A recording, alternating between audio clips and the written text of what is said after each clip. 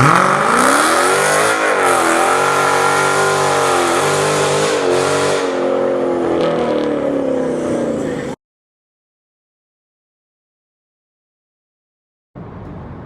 I wanted to make a quick video to explain why I became a Subaru fanboy.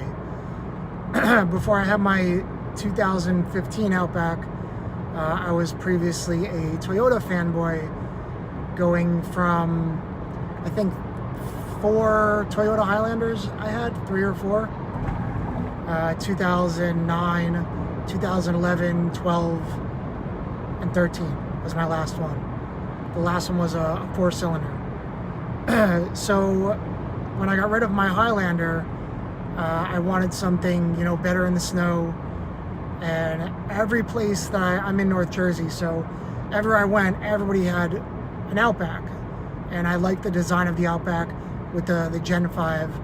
And everybody that I talked to about Subaru and said, how do you like it? Even people I just saw in parking lots. Everybody that I saw, they loved their Outback, or they loved their Legacy, or they loved their WRX. And some people are on their second, their third, their fourth. So, to me, that spoke to the loyalty of the brand, as well as, what people truly thought about them. And it wasn't just some review you would read online.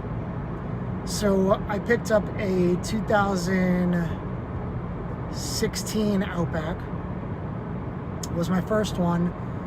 Ran great. It was pretty much all highway miles going up to upstate New York for work.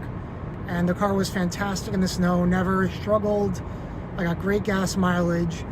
So when they came out with the 2018 with the improvements, with the glass, the glass was thicker, the engine was quieter, had Apple CarPlay, I jumped on a 2018.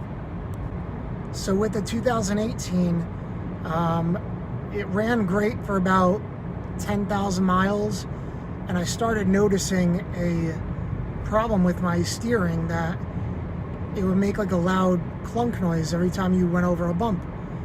And I did the same thing that everyone else does. You take it to the dealer, and it's like the car has a mind of its own, that it knows when it's at the dealer, and it doesn't do what it does when you're just driving it yourself.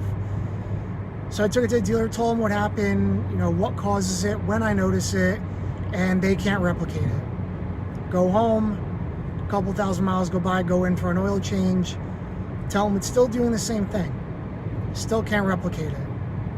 Did that about 4 or 5 times, and then I realized I have a smartphone. Why don't I just record, specifically where I hear the issue, when I hear it, so that, they'll know what I'm talking about. So I found a road local to me, and I recorded the sound, when it does it, how it does it, recorded what the car was doing, all different types of scenarios, which if you go on my YouTube channel, you can see, well, you're on YouTube, so you can see that video. And I brought that video to the dealer, and they were finally able to replicate the issue. When they said they were able to replicate it, I had 32,000 miles on the car. So I started telling them this at 12,000. They didn't find the issue till 32. So I started to get worried, because I was coming up to the end of my warranty of, bumper to bumper 36,000.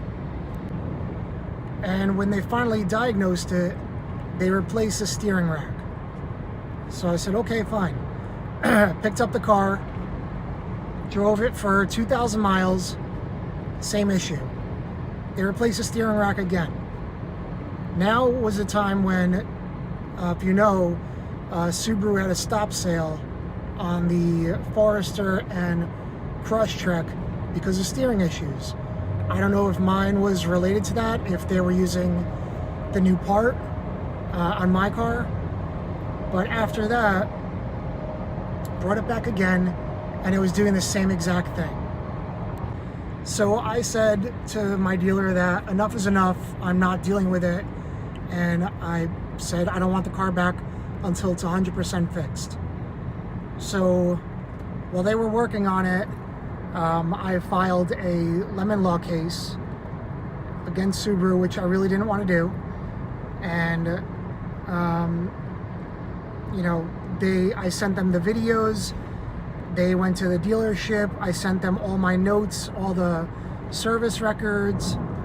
And luckily, Subaru decided to approve the case.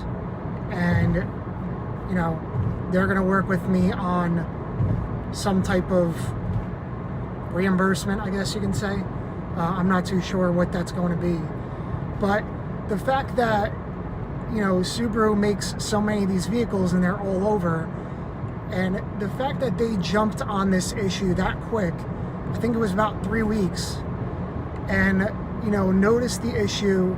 They saw that it was tried to be, it was supposedly fixed, and that it was going on for so long, that they approved the case. Like, that just shows what type of customer service, you know, that they focus on, that they pride themselves on. Another time something happened, I had a problem with a dealership that overcharged me for an oil change and a diagnostic because I had an aftermarket hitch on my car, which bolts into the same exact position as the Subaru OEM one. So I notified Subaru, called their customer service line, told them what was going on, and, you know, I think it was about 3 or 4 days. It was about 3 or 4 days that I received a apology letter with a $100 gift certificate for anything Subaru, any part, any service, anything relating to Subaru, and, you know, a Subaru umbrella. And like I said, I had Toyotas for 5 years. I had issues with them. Never had this level of customer service before. Now, I know Subaru is owned by the same company that is owned by Toyota, but the fact that Subaru is taking this level of customer service and making it about their customers and making sure that their customers are satisfied and happy with the product and happy with, you know, whatever they can do to make sure the customer's happy, that's a company that I want to be behind, that I want to buy from, because they want to make their customers happy and satisfied.